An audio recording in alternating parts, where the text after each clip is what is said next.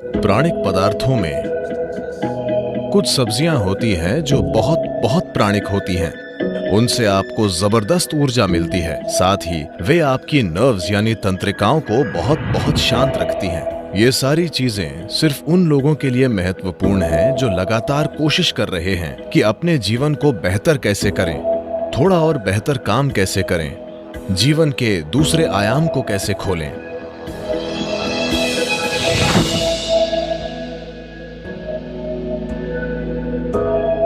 योगिक संस्कृति में हम भोजन को 3 वर्गों में बांटते हैं: पॉजिटिव प्राणिक भोजन, नेगेटिव प्राणिक भोजन और जीरो प्राणिक भोजन। पॉजिटिव प्राण का मतलब है कि जब आप उसे खाते हैं तो वो शरीर में एक तरह की प्राणिक ऊर्जा लाता है। नेगेटिव प्राण शरीर से ऊर्जा निकाल लेता है। जीरो न देता है न लेता है, उसे बस स्वाद और आलस के लिए खाया जाता है। तो If you eat positive pranic food, energy will reverberate in a dynamic way. अगर आप पॉजिटिव प्राणिक भोजन खाते हैं तो ऊर्जा सक्रिय रूप से स्पंदित होगी। खासकर कुछ चीजें जो बहुत ज्यादा पॉजिटिव हैं, उनमें से एक है सफेद कद्दू। सफेद कद्दू बहुत ज्यादा पॉजिटिव है। आप मेरे ख्याल से इन दिनों आप सिर्फ उसे अपने घर के सामने लटकाते हैं या सड़क के 3 कोनों पर तोड़कर भैंस को दे देते हैं, लेकिन आप उसे नहीं खाते। नहीं, इसे खाना चाहिए क्योंकि इस सब्जी में इतनी ज्यादा प्राणिक ऊर्जा होती है। आप उसे अपने घर के सामने लटकाते हैं ताकि वहां अच्छी ऊर्जा हो, लेकिन अगर उसमें इतनी ज्यादा ऊर्जा है तो क्या उसे अपने अंदर डालना अच्छा नहीं होगा?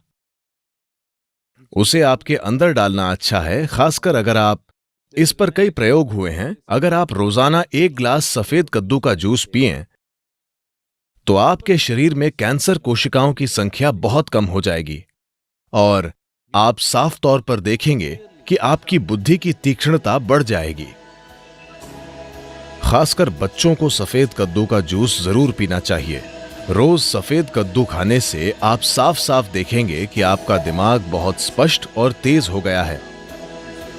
कुछ हफ्तों तक सफेद कद्दू का सेवन करने से ही यह दिखने लगेगा।